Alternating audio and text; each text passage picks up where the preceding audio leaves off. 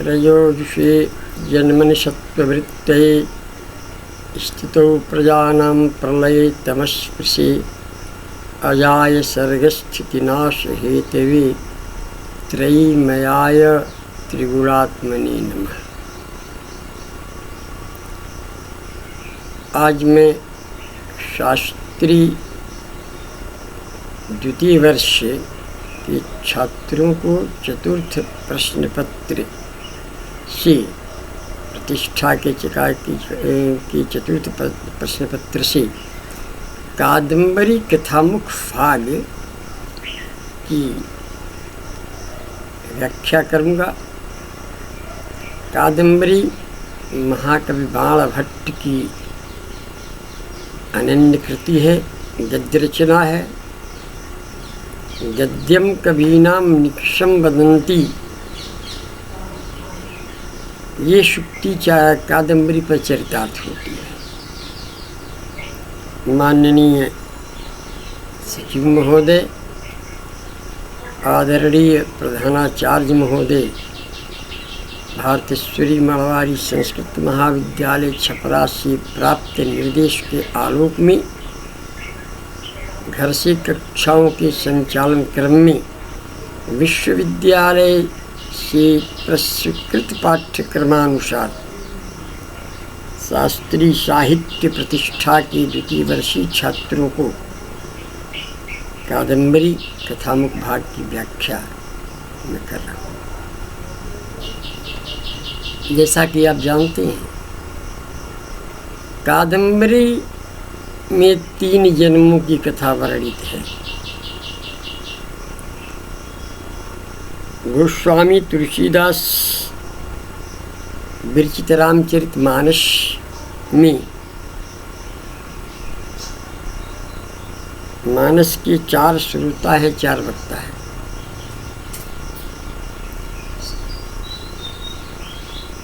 मानस के प्रथम वक्ता काकभूषुंडी जी हैं और गरुड़ जी श्रोता है। दूसरे याज्ञवल्क्य हैं। प्रथम वक्ता भगवान शंकर हैं और माँ पार्वती श्रोता है। भगवान शंकर वक्ता हैं राम कथा की और माता पार्वती उसकी श्रोता है। दूसरे वक्ता याज्ञवल्क्य हैं, तीसरे काकभूषुंडी है। चौथे वक्ता जो है वो कलयुग के साक्षात देवादिदेव माने परते शंकर सुमन की श्री नंदन भगवान हनुमान हैं और वो स्वामी जी श्रोता हैं। ये मानस की कहानी है। इसीलिए गोस्वामी जी ने मानस में लिख दिया, स्वांतः सुखाय तुलसी रघुनाथ गाथा भाषा निबद्धमति मंजुल मातरोति। स्वांतः सुखाय तुलसी रघुनाथ गाथा। तदनुरूपेव कादम्बरी के 3 जन्मों की कथा वर्णित है, लेकिन यहाँ वक्ता एक ही है, श्रोता एक ही है, अंतरित नहीं। 3 जन्मों की कथा वर्णित है। वक्ता वो चांडाल कन्या के द्वारा पंजरस्थ सुख है, जिसको जो है वैशंपायन कहते हैं। और श्रोता जो है इस पूरी कहानी का आराध्या शूद्रक है। शूद्र को नाम राजा शीत, यहीं से कथा शुरू होती है कि शूद्रक नाम का राजा था।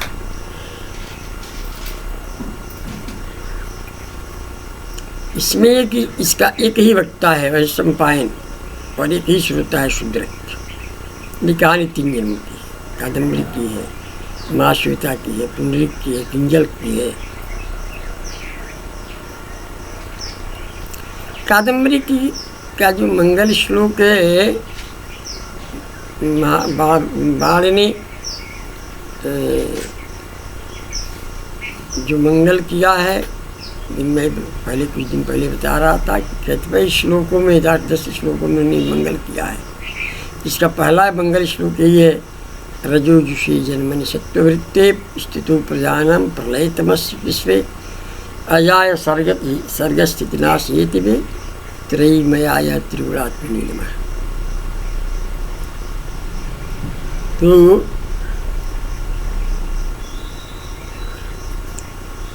अजाय नमः, किसम अजाय, तो सर्ग स्थितिनाश हेतवे अजाय नमः। सर्ग माने उत्पत्ति, स्थिति माने पालन, नाश माने नाश, तीनों के कारण है। जो त्रयीमयाय है, सत्गुण, रजगुण, तमगुण का जो द्योतक है, ऐसे त्रयीमयाय जो त्रिगुणात्मक है, सत्वरजतम तीनों गुणों से युक्त है, ऐसे त्रिगुणात्मक के परब्रह्म परमेश्वर को मेरा नमस्कार है। ये आचार्य बाणभट्ट का कहना है। बाणभट्ट ने कादम्बरी में वह सब कुछ भर दिया है जो गद्य जगत के लिए अपेक्षित हो था। गद्य जो है कवियों की कसौटी है।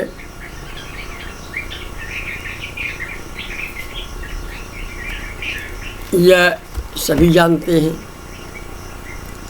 गद्यम कवि नाम निकसंबंधी निकस होता है कसौटी को। ये सोना को कसौटी पर घस करके उसको चमकाता है, वैसे ही गद्य रूपी कसौटी पर जो कभी खरा उतारता है वही कभी वास्तव में कभी कहलाता है।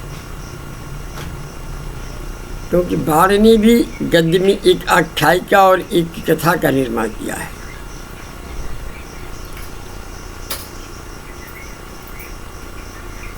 कथा क्या है, आख्यायिका क्या है, दोनों में थोड़ा थोड़ा अंतर है। लक्षण ग्रंथों में कथा आख्यायिका का अलग अलग वर्णित है, लेकिन सबका सार यही है कि आख्यायिका ऐतिहासिक वृत्त पर आवृत्त और कथा जो है कवि कल्पांत कल्पना से प्रसूत वस्तु हुआ करती है।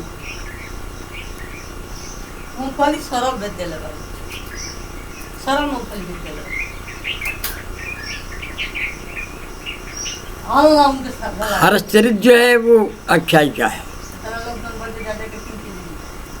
और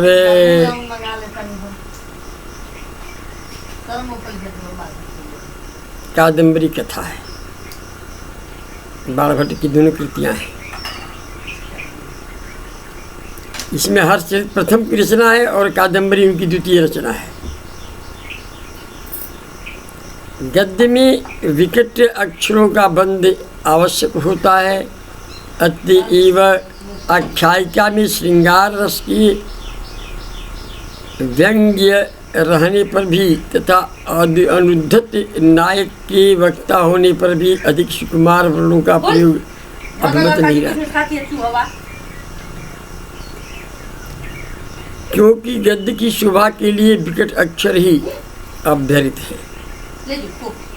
इसलिए श्रृंगार, विप्रलंब श्रृंगार तथा करुण रस में दीर्घ समास का निषेध है। कथा में तो रौद्ररस के व्यंग रहने पर भी अत्यंत अद्भुत वर्णों का प्रयोग नहीं होता।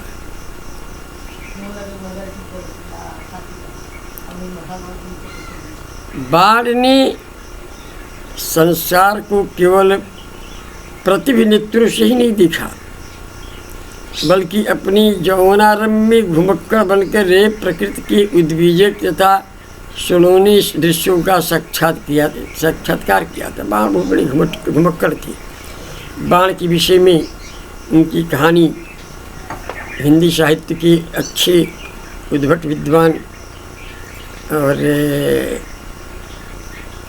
साहित्यकार कथाकार पंडित हजारी प्रसाद द्विवेदी जी ने जो बाणभट्ट की आत्मकथा लिखकर बाणभट्ट के जीवन पर एक सर्वांगीण प्रकाश डाला है, उन्होंने बाण के जीवन में बहुत कुछ लिखा है जिससे बाण के विषय में जानकारी प्राप्त की जा सकती है।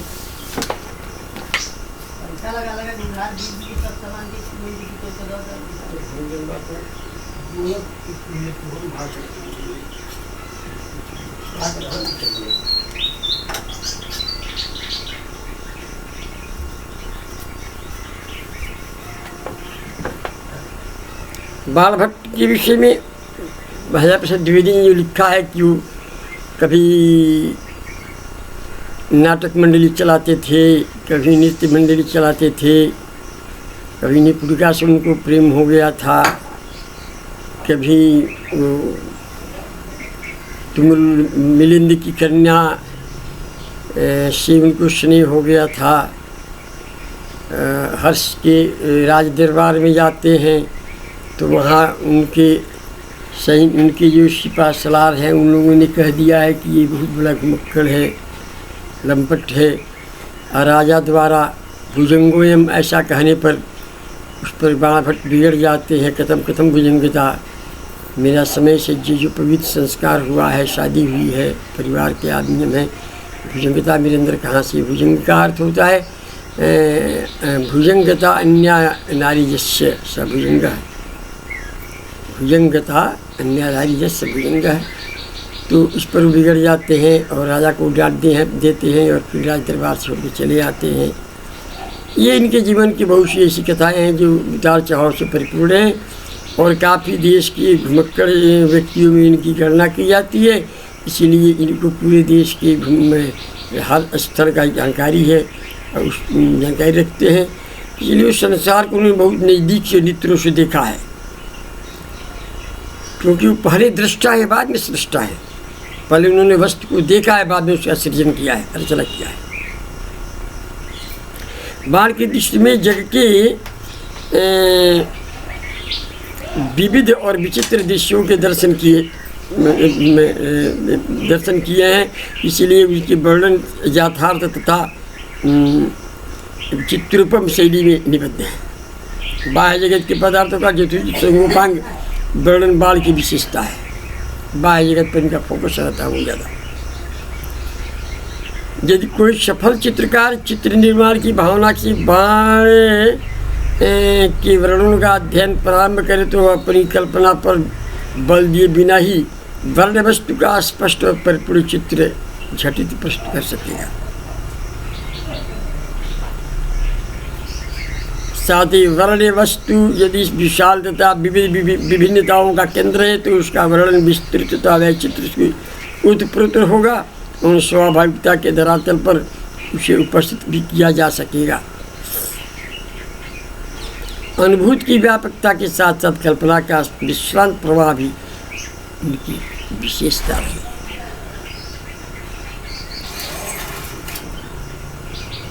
विषय के वर्णन का प्रारंभ गंभीर रीति से होता है, पर गंभीर के कारण बोध तत्व में वो जो क्लेश अनुभूति होने वाला लगता है उसका वाक्य के पर्यवसान में समापन कर एक सहज गति प्रसादता वक्रता की मधुर छाया उपस्थित कर देता है। इससे जो उनके काव्यों के आख्यायिकों के जो पाठक है उनके चढ़ाव उतार का बौद्धिक व्यायाम खेत की जगह कुतूहल तथा प्रसाद का वातावरण उपस्थित कर देता है। बड़े बड़े वाक्यों के अध्ययन से जनित श्रांति को हटाने के लिए कवि अंत में प्रसन्न श्लेष विरोधाभास आदि अलंकारों की योजना करके पाठक के मन में सौरक्ष्य का विकास कर देता है, एक कुतूहल पैदा कर देता है। ऐसे प्रसंगों में वस्तुओं का परिपूर्ण चित्र प्रस्तुत करने के लिए कवि पौराणिक कथाओं, शास्त्रीय कलाओं तथा लोक विस्तृत जनश्रुतियों का भी अपने काव्यों में आख्यायिकों में सन्निवेश करता है, जिसमें जहाँ एक वाल का व्यापक दृष्टिकोण परिज्ञात होता है वहीं दूसरी ओर बहुश्रुत होने का प्रबल प्रमाण भी पाठक को मिल जाता है। राजभवन के आस्थान मंडप से लेकर गहन अरण्यानी कांतार जंगलों के विपुल दृश्य तक बड़े कौतूहल से उपनिबद्ध किए गए हैं। कादम्बरी की विशेषता है, जहाँ एक और शवर सैनिकों तथा सेनापतियों का भयंकर एवं क्रूर कर्म वर्णित है, कादम्बरी में वहीं सहज कारुण्य की तपोवनों के जो तपोवन है, उन तपोवनों के प्रशांत उदार तथा कुलों की सेवा के निश्चल भाव का सुंदर वर्णन भी कादम्बरी में देखने को मिलता है। बाण की कल्पना नित्य नूतन वर्णन की इसमें सिद्धहस्त है।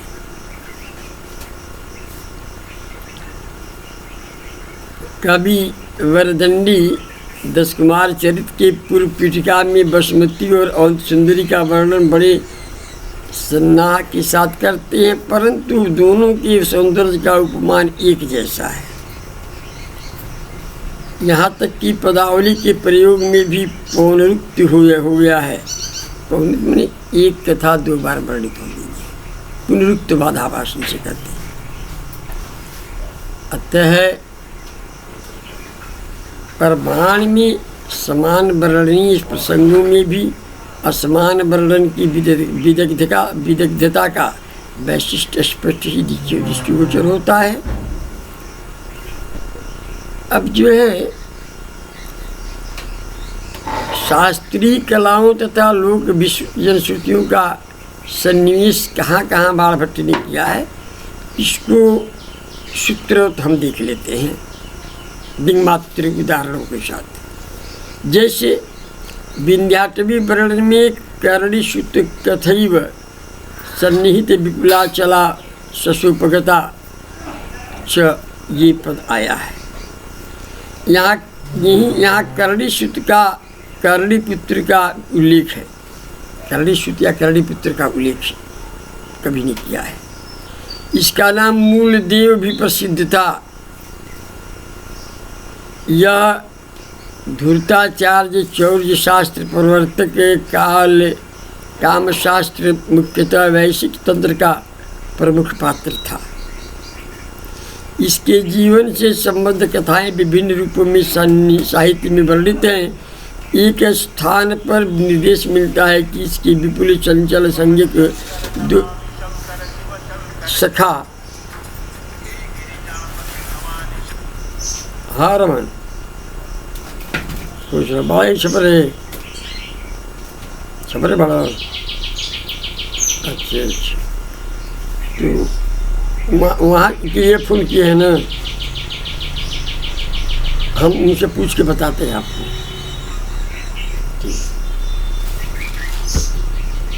तो ऐसे उल्लेख बृहद कथा के उद्धृत करके भानुचंद्र प्रस्तुत करते हैं, परंतु शुद्धक कवि विरचित पद्म प्राभृतक नामक भाण के अनुसार विपुला नाम की कोई गणिका भी थी जिस पर वह अनुरक्त था।